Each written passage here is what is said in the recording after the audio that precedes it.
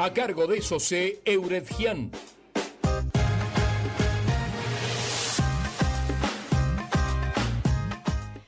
Muy bien, y damos comienzo nuevamente a Tomalo o Dejalo, y esta vez estamos con la doctora Yuyanik Boyachian. Bienvenida, Yuyi, a Audición Comidas, para hablar de algo totalmente distinto a lo que estás acostumbrada a hablar cuando salís en radio, ¿no?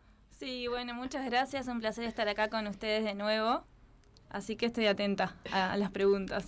Yuyi es pediatra, como todos la conocemos, y hace un tiempito se empezó a dedicar a lo que es la medicina laboral, una rama de la medicina desconocida o no tan explotada, se podría decir, ¿no, Yuyi? Sí, no es que sea desconocida, sino capaz que no está tan popularizada en la comunidad. Es una disciplina que existe hace muchos años. La medicina laboral o salud ocupacional, como se llama acá en Uruguay, o medicina del trabajo también se le dice, es la especialidad de la medicina que es una parte de la salud pública que atiende a la comunidad de los trabajadores en sus distintos aspectos.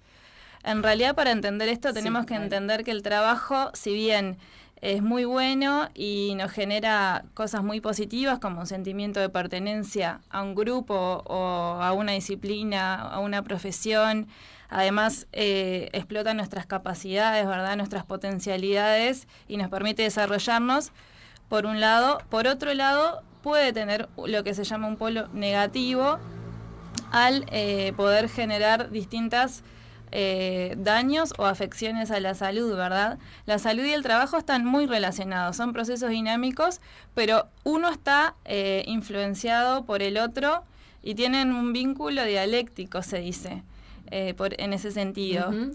Hay una frase en salud ocupacional que dice: decime de qué trabajás y te diré de qué te vas a enfermar. Tan es así que... O sea, ya decreta de que algo te va a agarrar en el trabajo. Bueno, justamente se trata de que no pase eso y de hacer prevención. Para eso existe la especialidad. Pero bueno, cada profesión, y no hay ningún trabajo ni ningún oficio que esté exento de probabilidad de generar daños a la salud. Esa es la importancia de la disciplina. ¿Qué tareas desarrollás vos como médica laboral cada vez que te enfrentás a algún tipo de estas enfermedades laborables? Bueno, los objetivos de la salud ocupacional, como dijimos, son, primero, proteger a los trabajadores contra distintos factores de riesgo que puede haber en el trabajo, tanto para enfermedades como para accidentes laborales. Además de promover la participación de los trabajadores y el empoderamiento de la salud, ¿no?, por parte de ellos, y además prevenir daños y enfermedades profesionales. Esos son como los objetivos, además de adaptar el puesto de trabajo al trabajador específico. Esos son como los objetivos. ¿Cuáles son las acciones que hacemos? Bueno, hay acciones como en diferentes niveles. Por un lado es la investigación para el reconocimiento de esos factores de riesgo que hablamos, para poder controlarlos y que no generen ese daño, que ahora vamos a decir cuáles son, más o menos para tener una idea. Después, por otro lado, es la realización de la historia clínica médico-laboral, que incluye la anamnesis, o sea, el interrogatorio, como cualquier historia clínica, que tiene datos personales, datos de salud, pero también sobre el proceso laboral, o sea, sobre en qué consiste el trabajo y la tarea de ese trabajador, porque, bueno, de ahí van a surgir estas acciones preventivas, ¿verdad? Y bueno, y por otro lado está la vigilancia de la salud de los trabajadores, que implica, además de la historia clínica, seguimiento en algunos casos muy como protocolizados, con distintos exámenes o estudios para hacer diagnóstico precoz y prevención de esas enfermedades profesionales. Según el rubro va a depender cuáles sean. Se trabaja distinto dependiendo, obviamente, el rubro de la empresa, ¿no? Exacto. Bueno, y estos grupos de riesgo que hablábamos, los dividimos para su estudio, pero bueno, se interrelacionan mucho entre ellos, ¿no? Primero, en el primer grupo está lo que es el microclima laboral, que es todo lo que tiene que ver con la ventilación, la humedad, la iluminación y la temperatura dentro del ámbito de trabajo. Que eso, si está en más o en menos de lo que debería estar, puede generar también daños a la salud. Un detalle que capaz que podría pasar desapercibido, ¿no? O no, la gente no le presta tanta atención, es importante. Exacto, y esto claramente se hace en conjunto con los técnicos prevencionistas, y en la parte de seguridad se trabaja en conjunto, que es muy importante el trabajo que ellos tienen, ¿no? Su acción. Después, por otro lado, está lo que llamamos los contaminantes, que existen contaminantes físicos, químicos y biológicos, que están siempre presentes en mayor o en menor medida. Los físicos conocidos y más importantes son el ruido, es muy importante, después las radiaciones ionizantes y no ionizantes y las vibraciones. Eso siempre dependiendo del rubro. El ruido, por ejemplo, puede estar presente en el ámbito de la construcción, en el ámbito de los músicos profesionales que están expuestos a ruido, en plantas de bombeo, de saneamiento, también hay un nivel de ruido considerable, en trabajadores, en tripulantes aéreos también, o en otros. Eso es como para poner un ejemplo. Después, los contaminantes químicos son todas las sustancias químicas que puedan haber, ya sea gases, vapores, humos, que también en los distintos ámbitos hay que controlar. Y los biológicos son los que nos imaginamos, los virus, las bacterias, los hongos, los insectos, ¿no? Los arácnidos.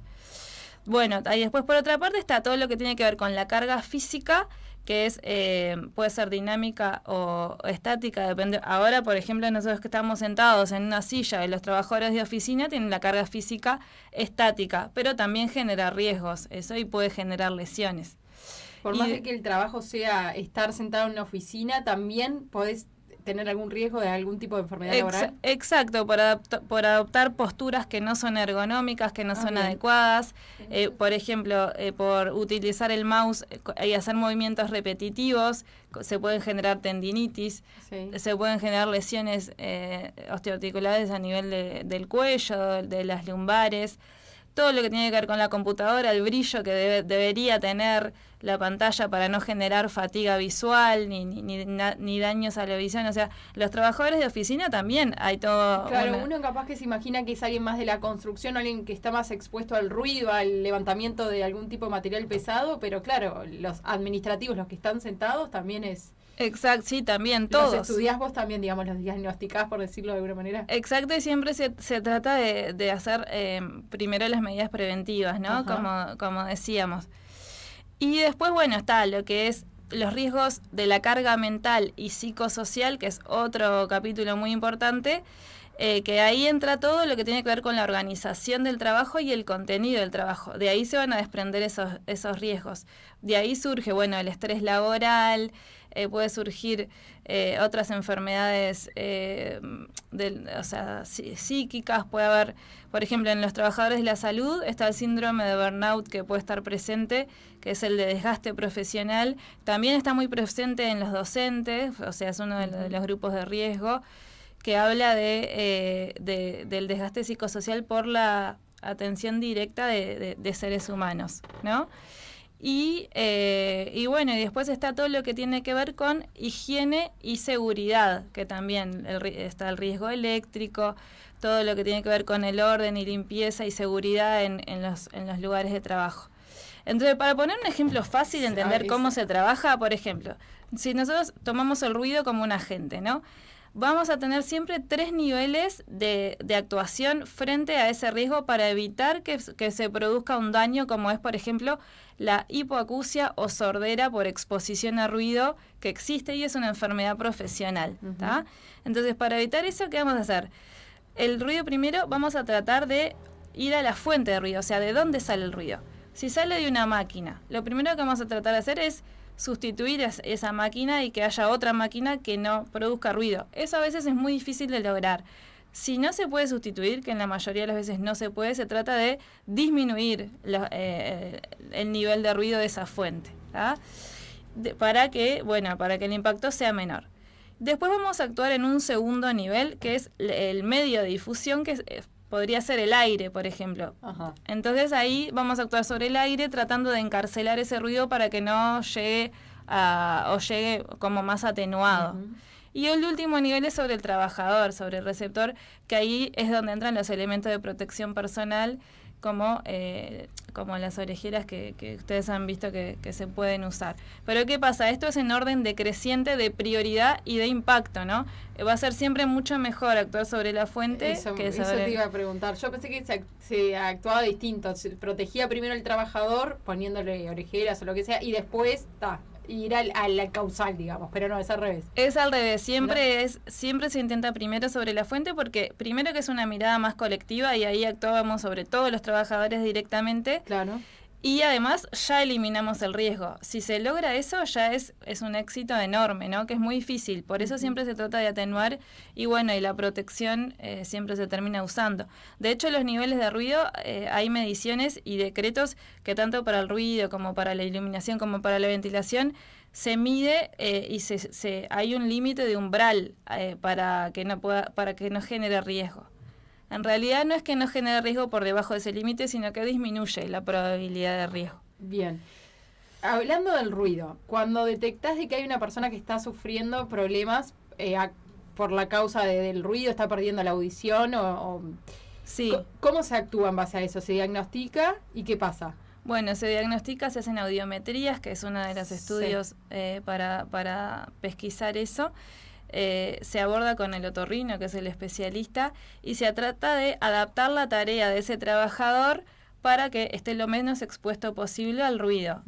Aumentar las horas disminuir las horas de exposición al ruido, bajarlas, ¿no?, lo más que se pueda, y aumentar las horas de descanso, de reposo auditivo vendría a ser.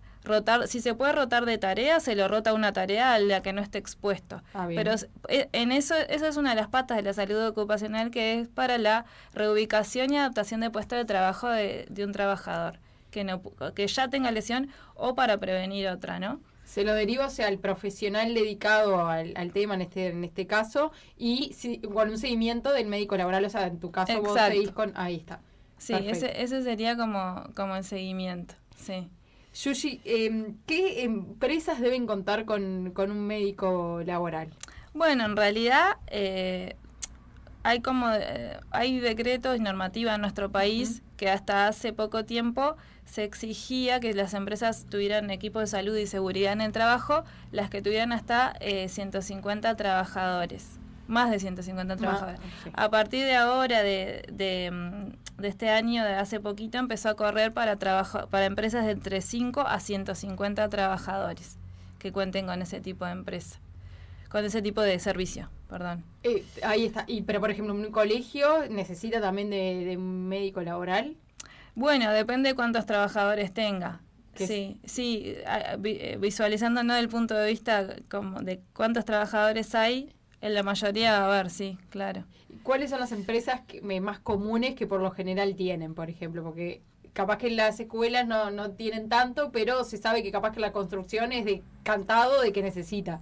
Bueno, sí, hoy en día la mayoría tienen, tanto en el rubro de la construcción como en la industria, como en la farmacéutica, también en todos los ámbitos de las distintas ramas, la enorme mayoría tienen. Ahora cada vez más los trabajos cuentan con servicios de salud y seguridad, porque bueno, como decíamos, ningún rubro está exento de posibilidad de enfermedades profesionales o accidentes laborales, ¿no? Y todos necesitan hacer prevención. Las enfermedades profesionales son aquellas que se desprenden directamente de el proceso laboral, ¿no? Porque las condiciones y medio ambiente de trabajo, como hoy decíamos, que son estos grupos de riesgo, son las que directamente son el nexo entre la salud del trabajador y, son el nexo con el proceso de poder enfermarse, ¿no? El proceso laboral está vinculado con el proceso de salud y enfermedad. Entonces, por ejemplo, para poner un ejemplo, ¿no? Como decíamos hoy, la hipoacusia por ruido es una enfermedad profesional. Después hay otras muchas enfermedades por exposición a sustancias químicas. Por ejemplo, Hace muchos años en Uruguay se trabajaba con asbesto y se importaba el asbesto para la industria, hasta que se probó que el asbesto era el responsable de producir un cáncer de origen profesional a los trabajadores que lo utilizaban. A partir de eso se prohibió la importación de asbesto en Uruguay, y así vemos cómo se pueden tomar decisiones políticas en salud a partir de demostrar la nocividad de estos agentes en los trabajadores, ¿no? Otro ejemplo de normativa es en las garrafas vieron que hace muchos años tenían un peso mucho mayor que el de hoy. Sí. Tanto las garrafas como las bolsas de arena del Quitrán no deberían pesar más de 25 kilos, por eso está legislado. Antes, hace mucho tiempo, esas bolsas pesaban 50 kilos y se vio que generaban daños, ¿no? Lesiones osteoarticulares en los trabajadores que las cargaban. Ese es otro ejemplo. Bueno, Sí, continuamos. No, dale. No, que me quedé pensando de que cómo diagnosticás si es una enfermedad laboral o es una enfermedad que esa persona ya venía teniendo. Bueno, está. Sí, ahí está el trabajo del médico ocupacional. Sí. En algunas es muy claro el vínculo con el trabajo cuando son sustancias químicas, por ejemplo, o el ruido, el nivel de ruido. Ahí es muy claro porque ¿de dónde salió? Del ámbito laboral. Sí. ¿No? Ahí es como más fácil de demostrar. En todo lo que es osteoarticular, o sea, lumbalgias, tendinitis, lesiones así que comúnmente uno puede tener. Estrés laboral o capaz que o el estrés, capaz que no es laboral y es un estrés que capaz que viene teniendo, no sé, en su casa, en su familia, es como... Bueno, sí, ahí hay que como que estudiar un poco más, pero justamente hay que conocer el proceso laboral para poder hacer la vinculación, ¿no? Claro. De esa lesión con el proceso y ver de dónde viene. De repente, si al paciente nadie le preguntó en qué trabaja, nunca se va a demostrar que es una enfermedad probablemente profesional. Pero esas son más difíciles, pero ahí está la tarea, ¿no? Ahí está la tarea. Se sabe que por año, para que tengas una idea, se diagnostican más de 250 millones de enfermedades profesionales. Por año. Por año, en el mundo, ¿no? Sí, y hay más de 160 millones de accidentes laborales en el año. Sí, de ahí viene. Y ahí tenemos ejemplos, por ejemplo, en películas o en series que hemos visto. Por ejemplo, en Alicia en el País de las Maravillas, el sombrerero loco, en realidad no es que estuviera loco, eso satiriza una enfermedad profesional que es la exposición, la intoxicación por mercurio, porque en esa época en Inglaterra los sombrereros usaban mercurio para fabricar los sombreros y se intoxicaban, y eso producía alucinaciones, conductas inapropiadas y todo lo que se muestra en Alicia en el País de las Maravillas en el personaje. Eso, por ejemplo. Está bueno el ejemplo porque, claro... Y es una enfermedad profesional. Mirá qué bien, sí. Mirá que sí. Y después, por ejemplo, ¿de dónde surge la enfermedad? ¿Cuándo se dieron cuenta? En el 1700, un médico en Inglaterra también se dio cuenta que los niños desollinadores, que en esa época era muy común, que no utilizaban ningún tipo de protección, después desarrollaban cáncer de escroto, que es un tipo de cáncer de piel, y se dio cuenta que, encontró una asociación estadísticamente significativa con el oficio que ellos tenían. O sea, todos estaban expuestos al hollín de las chimeneas y desarrollaban ese cáncer de escroto, que y ahí fue la primera vez que se vinculó una enfermedad a un trabajo. De ahí es de donde surge. Es bien interesante, Yuyi, la verdad. Hay muchos detalles, hay mucha, ¿no? Hay que ir como bien en profundidad en lo que sucede día a día. Exacto. Porque suceden cosas todo el tiempo. En la pandemia, por ejemplo, se logró que la enfermedad por COVID-19 en los trabajadores de la salud que se contagiaban asistiendo o por un compañero de trabajo se identificara como una enfermedad profesional. Claro. En los médicos más claro. Sí, en enfermeros también y en todo el equipo de salud. Dentro de la medicina, dentro de los hospitales, por ejemplo, también hay médicos laborales. No es que se diagnostica cada médico. No en todos. Ah. Ahora está empezando a haber más, pero no en todos hay equipo de salud y seguridad. Sí, en algunos existe la policlínica, digamos, o el servicio.